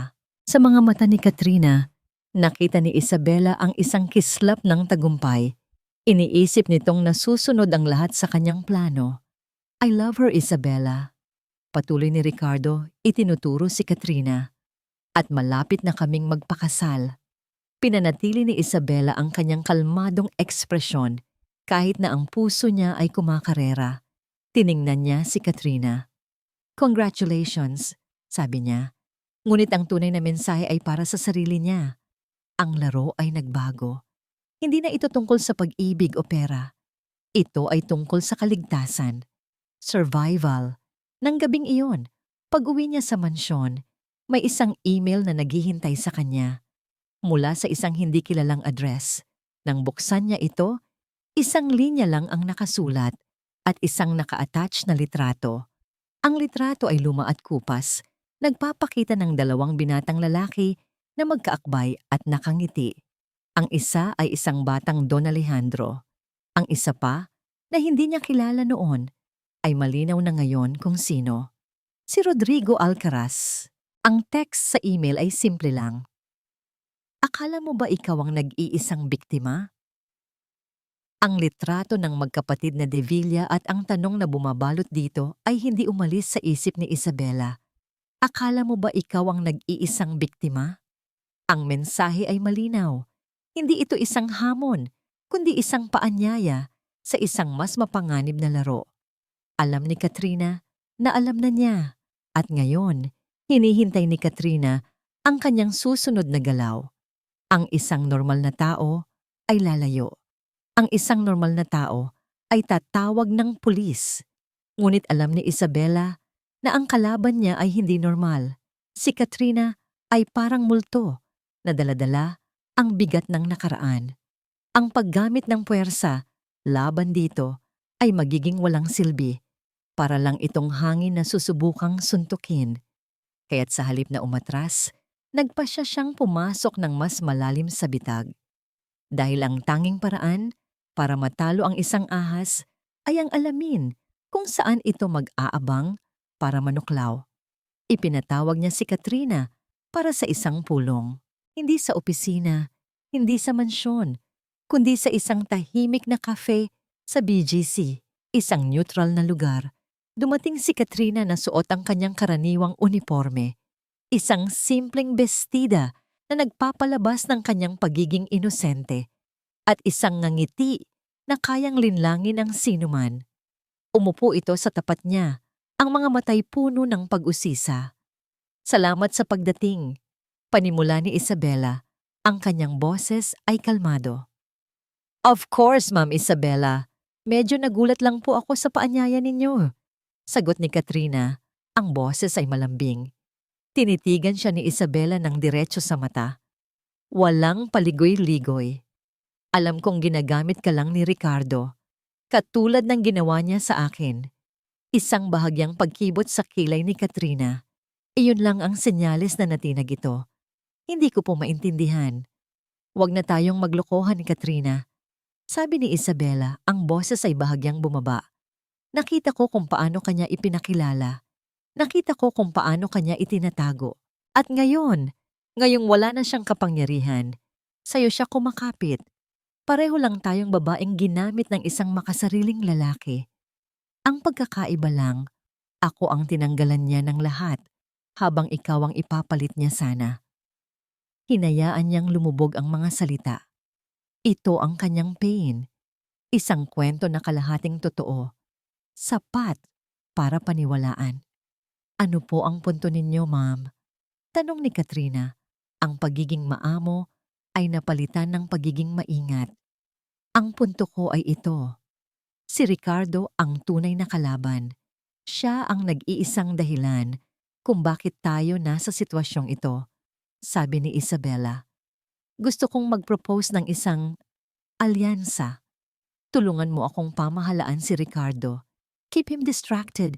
Keep him away from corporate affairs. Sa'yo na siya kung gusto mo. Ang kailangan ko lang ay ang kapayapaan para patakbuhin ang kumpanya. In return, I'll make sure you're well taken care of. Financially. Isang mahabang katahimikan ang namagitan sa kanila. Sinusuri ni Katrina ang kanyang muka, naghahanap ng anumang senyales ng kasinungalingan. Ngumiti lang si Isabela, isang ngiting malungkot at pagod, isang perpektong maskara para sa isang babaeng nasaktan. Sa wakas, ngumiti pabalik si Katrina. I think that's a very wise proposal, Ma'am Isabela. Habang naglalakad palayo sa cafe, hindi mapigilan ni Katrina ang pagtawa sa kanyang isipan. Isda, kumagat ka na sa pain. Kawawang Isabela. Akala niya, siya ang naglalatag ng bitag. Akala niya, kontrolado niya ang sitwasyon. Ang hindi niya alam, bawat galaw niya ay naaayon sa plano ni Katrina. Ang alyansa na ito ang pinakamagandang regalong natanggap niya. Mas mapapadali nito ang lahat. Isang babaeng nasaktan at gustong gumanti? Napakadaling basahin. Gagamitin ni Isabela ang kanyang tulong para tuluyang ilubog si Ricardo, habang si Katrina naman ay gagamitin ang tiwala ni Isabela para makuha ang lahat ng impormasyong kailangan niya para sa huling pag-atake. Pagpasok niya sa kanyang sasakyan, agad niyang tinawagan ng isang numero na hindi nakasave sa kanyang telepono. Hello? Sagot ng isang mahinang boses sa kabilang linya. Nakausap ko na siya. Ulat ni Katrina. Ang kanyang boses ay hindi na malambing. Ito ay malamig at matalas. Kumagat siya sa pain. Akala niya, kakampi niya ako laban kay Ricardo. Mag-iingat ka, anak. Matalas ang babaeng yan. Huwag kayong mag-alala. Sagot ni Katrina. Isang mapanganib na ngiti ang sumilay sa kanyang mga labi. Ang isang pusong wasak ay hindi na nakakapag-isip ng tuwid. Nasa palad ko na siya. Malapit na. Sa annual stockholders meeting, matatapos na ang lahat ng Devilla. Kinabukasan, ipinadala ni Isabela ang kanyang peace offering kay Katrina. Isang bagong-bagong, top-of-the-line na cellphone. Para sa ating secure line of communication, sabi niya sa note na kasama nito, only you and I will have this number. Ang hindi alam ni Katrina, bago pa man ito maipadala, dumaan muna ito sa IT expert ni Isabela. Ang telepono ay mayroong pinakabagong uri ng monitoring software. Bawat tawag, bawat text, bawat lokasyon, lahat ay malalaman niya. Sa mga sumunod na araw, naging perpektong alyado si Katrina. Ibinabalita niya kay Isabela ang bawat galaw ni Ricardo. Sinusubukan niyang kausapin ang mga lumang board members, ma'am. Ibinenta niya ang kanyang mamahaling relo para may panggastos. He's giving me documents, mga lumang files ng kumpanya. Akala niya siguro may mahahanap akong butas para sa kanya. Habang si Ricardo ay unti-unting nalulubog sa bitag ni Katrina, abala naman si Isabela sa pakikinig. Gabi-gabi, pinapakinggan niya ang mga recordings mula sa telepono. Karamihan ay mga ordinaryong usapan lang. Mga tawag sa ina, sa mga kaibigan, mga walang kwentang drama ni Ricardo. Hanggang isang gabi, nasa opisina si Isabela, nirerepaso ang mga papeles para sa nalalapit na annual stockholders meeting. Naka-headset siya, pinapakinggan ang mga bagong recording ng araw na yon. At doon, narinig niya ang boses ni Katrina. Kausap ang misteryosong lalaki sa telepono. Ang boses ay mahina, halos pabulong. Nakuha ko na ang access sa main server. Oo, sa tulong ng tiwala niya, huwag kang mag-alala. Ang kailangan na lang ay ang tamang tiyempo. Sa stockholders meeting, sa harap ng lahat ng investors, doon natin pasasabugin ang lahat. Hindi lang pagbagsak, kundi pagkaabo. Everything will end. Biglang nanlamig ang buong katawan ni Isabela. Ang stockholders meeting, ang pinakamahalagang araw ng taon para sa korporasyon. Iyon pala ang target. Hindi lang siya. Hindi lang si Ricardo, kundi ang buong legasiya ni Don Alejandro. Ang laro ay may deadline na pala at paubos na ang kanyang oras. Ang mga salitang narinig niya mula sa recording, pasasabugin ng lahat, pagkaabo, ay umalingaw-ngaw sa isipan ni Isabela na parang isang walang katapusang babala. Ang takot ay nagsimulang gumapang sa kanyang sistema, malamig at mabigat. Mayroon na lang siyang 1 linggo bago ang stockholders meeting. 1 linggo para pigilan ang isang bombang. Hindi niya alam kung ano ang anyo o kung saan sasabog. Sinubukan niyang mag-imbestiga sa server ng kumpanya. Ngunit masyadong malinis ang trabaho ni Katrina. Walang bakas. Walang anumang kahina-hinala. Para siyang naghahanap ng multo sa dilim. At habang papalapit ang araw, mas lalong bumibigat ang sitwasyon. Tila naramdaman ni na Ricardo at Katrina na malapit na ang kanilang pagkakataon at inilunsad nila ang kanilang huling pinakamalupit na opensiba. Isang umaga, habang nagkakape si Isabela sa kanyang opisina, bumukas ang telebisyon na nakasabit sa dingding para sa morning news at doon nakita niya ang mukha ni Ricardo, ngunit hindi ito ang desperadong Ricardo na nakita niya noon. Ang Ricardo sa TV ay kalmado, mukhang kaawa-awa at puno ng sinseridad. Hindi ko na po kayang manahimik, sabi nito sa isang news anchor. Ang kanyang mga mata ay tila may namumuong luha. Ang totoo po, ang lahat ng ito ay isang malaking panlilinlang. Ang aking asawa, si Isabela, at ang matalik na kaibigan ng aking ama na si Attorney Benjamin Cruz ay matagal nang nagplano nito. Pineke po nila ang trust agreement ng aking ama para makuha ang lahat. Kasabay ng kanyang pahayag, ipinakita sa screen ang mga ebidensya, isang sulat na may pekeng pirma ni Don Alejandro, isang recording ng boses na halatang-halatang inedit, kung saan tila inaamin ni Attorney Cruz ang pandaraya. Para itong isang bombang sumabog, hindi lang sa opisina, kundi sa buong mundo ng negosyo. Agad na nag-react ang stock market. Ang presyo ng shares ng De Villa Holdings ay bumagsak ng husto sa loob lamang ng ilang oras. Ang telepono sa opisina ay walang tigil sa pagring. Mga nag-aalalang investor, mga galit na miyembro ng board, mga reporter na humihingi ng komento. Ang unang tinamaan ay si Attorney Cruz. Isang agarang investigasyon ang isinampa laban sa kanya ng Integrated Bar of the Philippines. Ang kanyang lisensya bilang abogado ay pansamantalang sinuspinde. Ang tanging taong mapagkakatiwalaan ni Isabela, ang kanyang tanging kakampi, ay bigla na lang naging paralisado. Hindi na siya matulungan sa legal na paraan. Isabela, mag-ingat ka. Sabi ng matanda sa telepono. Ang boses ay puno ng pag-aalala. Ito ay isang desperadong hakbang. Alam nilang malapit na silang matalo, kaya't sinusunog na nila ang buong paligid. Ngunit ang mga salitang iyon ay hindi nakabawas sa bigat na nararamdaman niya. Sa mga sumunod na araw, ang bawat pagpasok niya sa opisina ay isang pagsubok. Ang mga empleyado ay nagbubulungan sa kanyang likuran. Ang mga board members na dati yumuyuko sa kanya ay ngayon tinitingnan siya ng may pagdududa.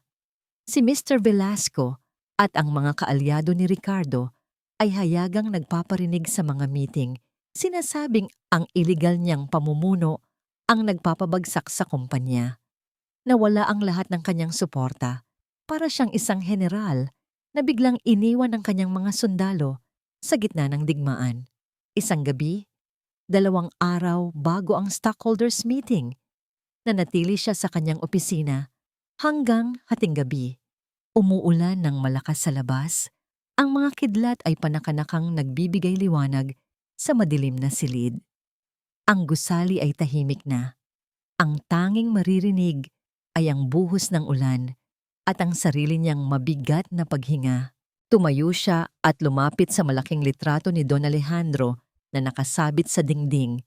Tinitigan niya ang mga mata nito na tila nangungusap. "Pinangako ko sa inyo," pabulong niyang sabi. Ang lalamunan ay tila may bara. "Pinangako kong poprotektahan ko ang inyong legasya. Pero paano? Paano ko lalabanan ang isang multo? Paano ko lalabanan ang mga kasinungalingan na mas pinaniniwalaan pa kaysa sa katotohanan?" Sumandal siya sa dingding na salamin, pinapanood ang rumaragasang ulan sa labas. Sa mga sandaling iyon, naramdaman niya ang tunay na pag-iisa.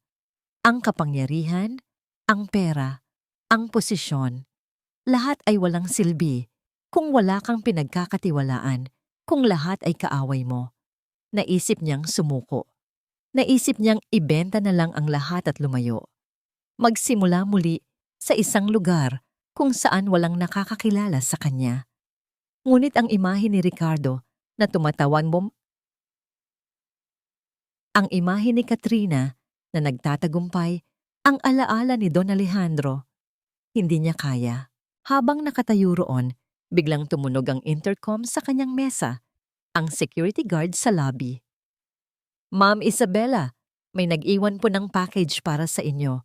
Wala pong pangalan ng nagpadala." "Sino raw?" "Ayaw po magpakilala, ma'am. Courier lang daw po. Pero may note na urgent and personal."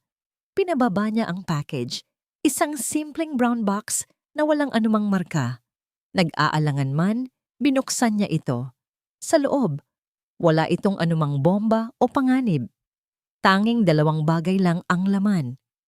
Isang luma, kinakalawang na susi na may nakaukit na logo ng Devilla. Isang disenyo na hindi na ginagamit ng kumpanya. At isang piraso ng papel na may nakasulat na address. Block 4, Lot 18, Silangan Industrial Park, Taguig. Napakunot ang kanyang noo.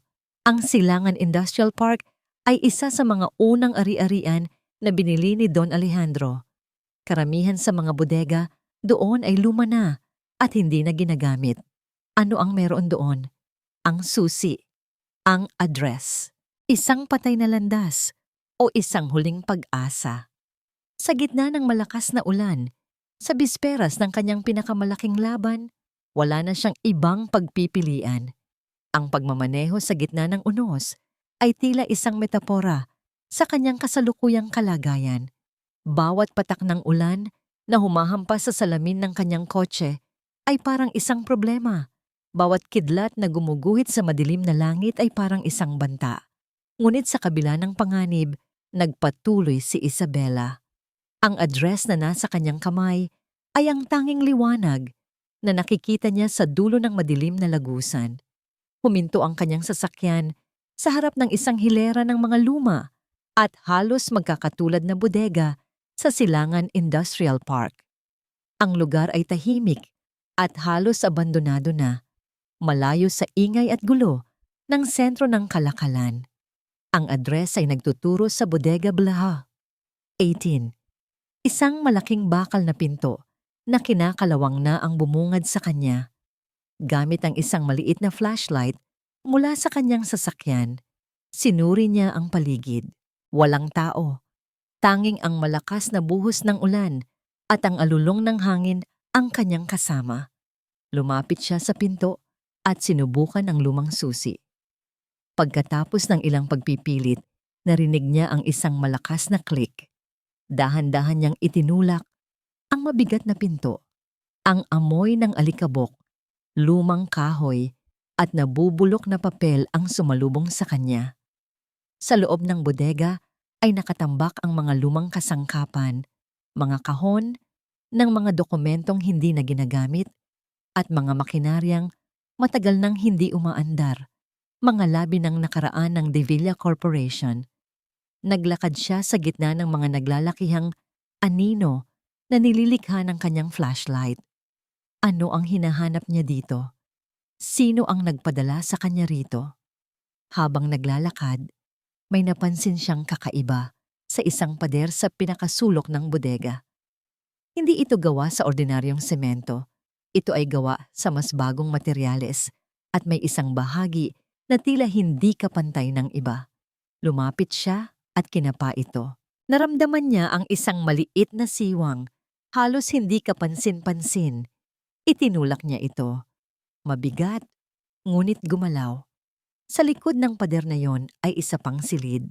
Isang lihim na silid na itinago sa loob ng maraming taon. Pagpasok niya, ang amoy ay iba na. Amoy ng leather-bound books, tabako, at isang pamilyar na pabango. Ang pabango ni Don Alejandro. Ang silid ay isang maliit na opisina. May isang malaking mesa na gawa sa narra, isang komportableng silya, at isang bookshelf na puno ng mga libro. Sa ibabaw ng mesa, maingat na nakalagay ang dalawang bagay, isang makapal na leather-bound journal at isang maliit na tape recorder na may isang cassette tape na nakasalang na. Nanginginig ang mga kamay ni Isabela habang binubuksan niya ang journal. Ang unang pahina ay may petsa. 20 taon na ang nakalipas. Ang sulat kamay ay walang duda. Kay Don Alejandro. Sinimulan niyang basahin. Hindi ito isang simpleng journal ng negosyo. Ito ay isang personal na salaysay, isang kumpisal. Isinalaysay dito ni Don Alejandro ang tunay na nangyari sa pagitan nila ng kapatid niyang si Rodrigo. Isinulat niya ang tungkol sa kanilang alitan, ang kanyang inggit sa pagiging mas magaling ni Rodrigo sa pakikitungo sa mga tao, at kung paano niya ito ginawa ng isang bitag para maalis sa kumpanya. I betrayed my own brother, nakasulat sa isang pahina. I was arrogant and foolish. I destroyed him to protect my own ego. And I have lived with that guilt every single day. Inilarawan din dito ang pagtatangka niyang hanapin si Rodrigo para humingi ng tawad, ngunit huli na ang lahat. Nalaman na lang niya ang tungkol sa pagkamatay nito at ang pagkakaroon nito ng isang anak na babae na hindi niya nakilala. Pagkatapos, sinimulan niyang isulat ang tungkol kay Ricardo. Ang kanyang pagkadismaya sa pagiging maluho at iresponsable nito. Ang mga kasunduan sa negosyo na palihim niyang inayos para pagtakpan ang mga pagkakamali ng kanyang anak. Lahat ng ebidensya ng incompetence ni Ricardo ay nakadetalye sa journal na yon. Nang marating niya ang mga huling pahina, ang mga sulat ay tungkol na sa kanya. Isabela is the future. Isinulat ni Don Alejandro ilang linggo bago siya pumanaw. She has the mind and the heart that this corporation needs. She is my penance. She is my last will. She will save this legacy from my son, and perhaps through her, I can finally atone for the sins I have committed against my brother. Ang mga luha ay malayang umagos sa mga pisngi ni Isabela. Hindi ito luha ng kalungkutan, kundi luha ng pag-unawa. Ang lahat ng bigat na kanyang pasan, ang lahat ng laban na kanyang hinarap, ay may mas malalim na dahilan. Hindi lang ito tungkol sa kanya. Ito ay tungkol sa pagtutuwid ng isang pagkakamali ng nakaraan. Tumingin siya sa tape recorder. May isang maliit na note na nakadikit dito. For Ricardo, when he is ready to listen. Pinindot niya ang play button. Ang boses ni Don Alejandro, medyo nanghihina na ngunit puno pa rin ng awtoridad, ay pumuno sa tahimik na silid. Ito ay isang mensahe para kay Ricardo, isang huling testamento, isang ama na umaamin sa kanyang mga pagkakamali at humihingi ng tawad sa kanyang anak dahil sa pagiging isang masamang ehemplo. Inamin niya ang lahat, ang pagtataksil kay Rodrigo, ang pagtatakip sa mga pagkakamali ni Ricardo, at ang kanyang desisyon na ipagkatiwala ang lahat kay Isabela. Forgive me, my son. Sabi ng boses sa tape, I failed you, but do not fail this family's legacy. Learn humility, learn to listen, and trust Isabela. She is the best decision I have ever made. Nang matapos ang recording, umupo si Isabela sa silya ni Don Alejandro. Ang pagod at takot na naramdaman niya kanina ay nawala na. Napalitan ito ng isang kalmadong determinasyon. Hawak na niya ang katotohanan. Hawak na niya ang huling testamento, ang journal at ang tape recording. Ito ang kanyang sandata. Ito ang kanyang bomba. Kinabukasan ng stockholders meeting. Alam na niya kung ano ang gagawin. Paglabas niya ng bodega, tumila na ang ulan. Ang langit sa silangan ay nagsisimulaan ng magliwanag. Nagbabadya ng isang bagong umaga. Sa grand ballroom ng isang 5-star hotel, nagsimula nang dumating ang mga stockholder at mga miyembro ng media. Sa isang sulok, nakatayo si Ricardo at Katrina, ang mga mukha'y puno ng kumpiyansa. Tinitingnan nila ang bawat papasok, naghihintay sa kanilang biktima. Nang bumukas ang malaking pinto at pumasok si Isabela, lahat ng mata ay napunta sa kanya. Ngunit walang bakas ng pagkatalo sa kanyang mukha. Naglakad siya ng diretsyo. Ang kanyang bawat hakbang ay matatag. Sa kanyang kamay, dala niya ang isang leather-bound journal. Nagkatinginan si Ricardo at Katrina. Isang bahagyang nangiti ng tagumpay ang sumilay sa kanilang mga labi. Umupo si Isabela sa kanyang itinalagang upuan sa entablado. Maya-maya, lumapit sa kanya ang chairman ng pulong. Madam Chairwoman, Mr. Davila and his counsel are demanding to speak first. They are invoking their right to question your leadership. Tumingin si Isabela sa direksyon ni Ricardo at Katrina. Tumango siya. Pagbigyan natin sila, sabi niya. Ang boses ay kalmado. Tumayo si Ricardo, lumapit sa mikropono, at sinimulan ang kanyang talumpati, isang talumpating puno ng mga kasinungalingan na inihanda para wasakin siya. Ang digmaan ay nagsimula na. Mga ginang, mga ginoo, mga kagalang-galang na miyembro ng Davila Holdings Corporation, panimula ni Ricardo. Ang kanyang boses ay umaalingaw-ngaw sa buong ballroom. Puno ito ng isang pekeng kalungkutan, isang pag-arte na pinaghandaan niyang mabuti. Nandito po ako ngayon sa inyong harapan, hindi bilang isang dating CEO, kundi bilang isang anak na nagmamahal sa legasiya ng kanyang ama. Naglakad siya sa gitna ng entablado. Ang bawat kilos ay kalkulado para makuha ang simpatya ng mga manonood. Ang kanyang mga mata ay nakatuon sa mga kamera ng media. Ang legasiyang ito ay unti-unting winawasak ng kasakiman at panlilinlang. Patuloy niya, ang kanyang boses ay bahagyang nanginginig. Ang babaeng nakaupo dyan, ang babaeng minsan kong tinawag na asawa, ay gumamit ng mga pekeng dokumento para agawin ang lahat ng pinaghirapan ng aming pamilya. Ang bulungan sa loob ng ballroom ay lumakas. Ang mga kamera ay nagsimulang mag-flash ng sunod-sunod, kumukuha ng litrato ni Isabela na nanatiling tahimik at walang emosyon sa kanyang upuan. Mayroon po kaming ebidensya, sigaw ni Ricardo. Sa isang senyas, ipinakita sa malaking screen sa likod niya ang mga ebidensya, ang pekeng sulat, ang inedit na recording. Lahat ay ipinakita para sirain ang kredibilidad ni Isabela at ni Atty. Cruz. Sa tabi ng entablado, nakatayo si Katrina. Ang kanyang muka ay nagpapakita ng perpektong kombinasyon ng suporta at pag-aalala para kay Ricardo. Para sa mga hindi nakakaalam, sila ang larawan ng isang nagmamahalang magkasintahan na lumalaban para sa katarungan. Nang matapos ang presentasyon ni Ricardo, ang hangin ay mabigat sa akusasyon. Tumingin siya kay Isabela na may mapanuyang ngiti. Mayroon ka bang masasabi para sa iyong depensa, Isabela? O aaminin mo na lang ang iyong kasalanan? Lahat ng mata ay muling bumaling kay Isabela. Ito na ang sandali. Dahan-dahan siyang tumayo. Lumapit sa isa pang mikropono. Ang kanyang bawat hakbang ay kalmado at may bigat. Ang tanging dala niya ay ang lumang journal. Magandang umaga sa inyong lahat, panimula niya. Ang kanyang boses ay malinaw at matatag. Walang bahid ng takot. Totoo po ang sinabi ni Mr. Davila. Mayroon pong panlilinlang na nangyayari. Mayroon pong pagtataksil. Isang sandali ng katahimikan. Nagkatinginan si Ricardo at Katrina. Iniisip na aamin na siya. Ngunit ang panlilinlang ay hindi nagmula sa akin, patuloy ni Isabela.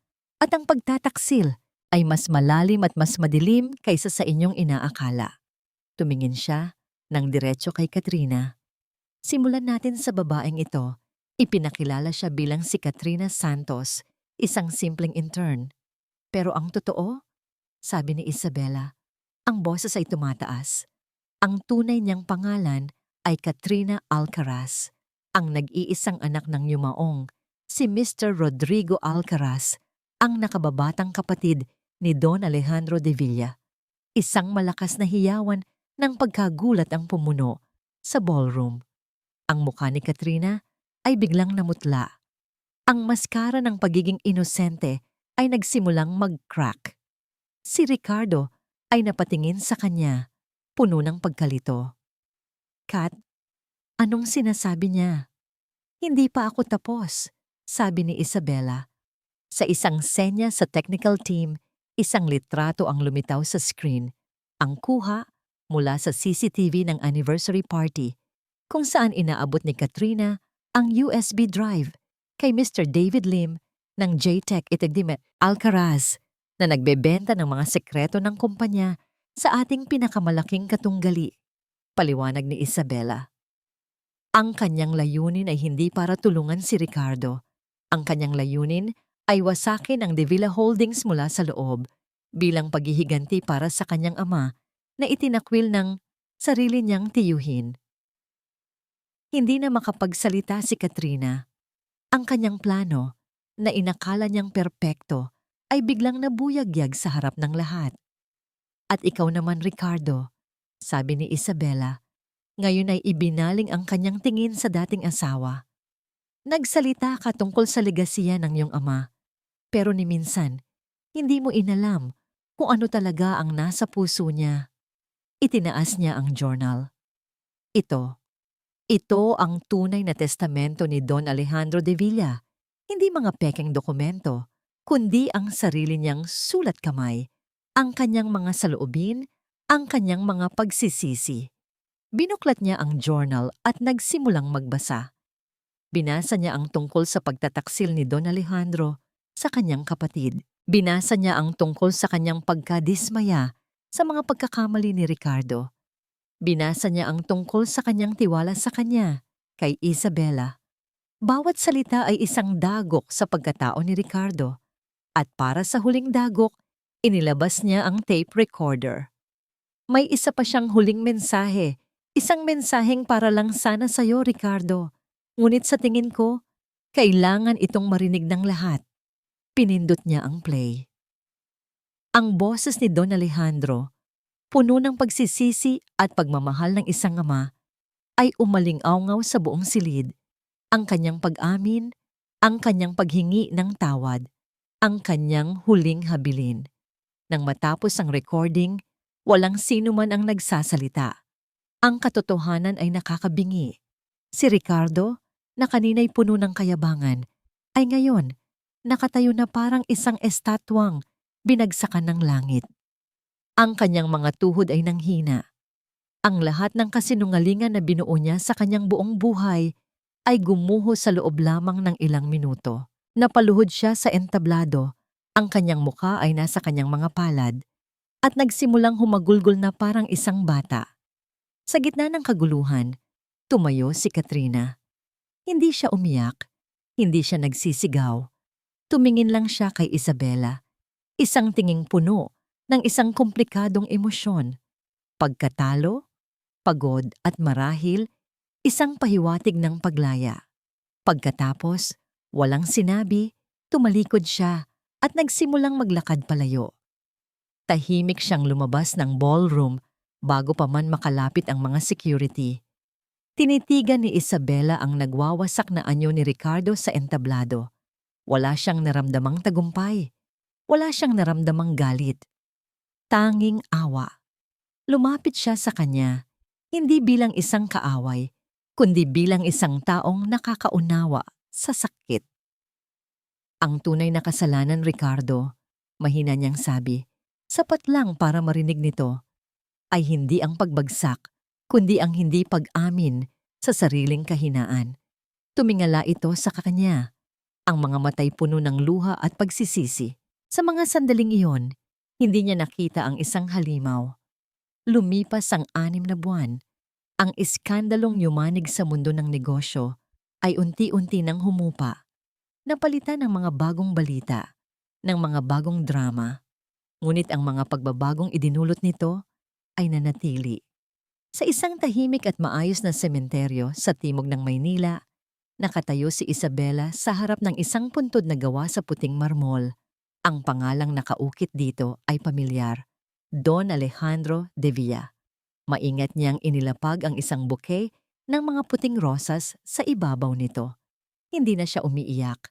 Ang nandoon na lang ay isang tahimik na pasasalamat. Sa ilalim ng kanyang pamumuno, ang De Villa Holdings Corporation, na ngayon ay mas kilala na bilang DVH Corp, ay hindi lang nakabangon. Ito ay mas lalo pang lumago. Nilinis niya ang sistema, tinanggal ang mga tiwali, at nag-invest sa mga proyektong may tunay na halaga. Pinatunayan niya sa lahat na ang kanyang kakayahan ay hindi nangangailangan ng apeliidong De Villa. Salamat po. Mahina niyang bulong, isang salitang puno ng kahulugan. Salamat sa tiwala. Salamat sa pagkakataon. Pagkatapos, tumalikod na siya at naglakad palayo. Dala ang isang kapayapaang matagal na niyang hindi naramdaman. Sa ibang bahagi ng syudad, sa isang ordinaryong gusali ng opisina sa Ortigas, isang lalaki ang abala sa pag-aayos ng mga numero sa isang computer spreadsheet. Ang kanyang buhok ay medyo humaba na, ang kanyang mamahaling damit ay napalitan na ng isang simpleng polo shirt. Walang nakakakilala sa kanya rito. Para sa kanyang mga katrabaho, siya lang si Ricky, ang bagong accounting clerk na tahimik at laging malalim ang iniisip. Minsan, sa kanyang pag-uwi, sakay ng MRT, nakikita niya ang mga billboard ng DVH Corp na nagpapakita ng bagong logo at ng mga bagong tagumpay nito. Hindi na siya nakakaramdam ng galit. Tanging isang mapait na pagsisisi na lang ang natitira. Ang kanyang ina at kapatid ay bumalik na sa kanilang probinsya, namumuhay ng simple, malayo sa karangyaang minsan nilang tinamasa. Si Ricardo de Villa ay wala na. Ang natira na lang ay isang lalaking nagbabayad sa kanyang mga pagkakamali. Isang araw sa isang pagkakataon. Isang linggo pagkatapos ng kanyang pagdalaw sa sementeryo, nagpatawag ng isang press conference si Isabela, ngunit hindi ito para sa negosyo. Nakatayo sa harap ng mga kamera, inanunsyo niya ang paglulunsad ng Rodrigo Alcaraz Foundation, isang pundasyong nakatuon sa pagbibigay ng scholarship sa mga mahihirap, ngunit matatalinong estudyante mula sa mga probinsya, mga tulad niya noon, mga tulad siguro ni Katrina, kung nabigyan lang ito ng ibang pagkakataon. Naniniwala po ako na ang pinakamagandang paraan para harapin ang nakaraan ay hindi ang paglimot dito, kundi ang paghilom ng mga sugat na idinulot nito. Sabi niya sa kanyang talumpati, "This is not just about charity. This is about restorative justice." Ito ay para sa pagbibigay ng bagong simula. Ang kanyang mga salita ay puno ng sinseridad at pag-asa. Hindi na siya nagsasalita bilang isang babaeng gustong maghiganti, kundi bilang isang leader na gustong magtayo ng isang mas magandang kinabukasan. Nang gabing iyon, sa kanyang opisina, tahimik niyang pinanood ang paglubog ng araw sa Manila skyline. Ang dating malamig at malawak na espasyo ay ngayon puno na ng init at buhay. May mga halaman na sa isang sulok, may mga litrato ng mga bagong scholar ng pundasyon sa kanyang mesa. Napangiti siya. Ang lahat ng sakit, lahat ng luha, lahat ng laban, lahat ay may dahilan. Ang mga ito ang humulma sa kanya para maging kung sino siya ngayon. Hindi na siya si Mrs. De Villa ang asawang anino. Siya si Isabela Reyes, ang babaeng muling isinilang mula sa abo ng pagtataksil, mas matatag at mas buo kaysa dati. Habang inaayos niya ang kanyang mga gamit para umuwi, may iniabot sa kanya ang kanyang sekretarya. Isang maliit na postcard. "Dumating po kanina, ma'am. Galing abroad." Kinuha niya ito. Ang selyo ay mula sa isang maliit na syudad sa Europa na hindi niya pamilyar. Sa harap ay larawan ng isang tahimik na lawa, walang pangalan ng nagpadala. Binaligtad niya ito. Sa likod, may isang salita lang na nakasulat sa isang eleganteng sulat kamay. Salamat. Isang maliit, payapang nangiti ang sumilay sa mga labi ni Isabela. Itinago niya ang postcard sa kanyang bag at naglakad palabas ng opisina. Handa nang harapin ang isang bagong simula.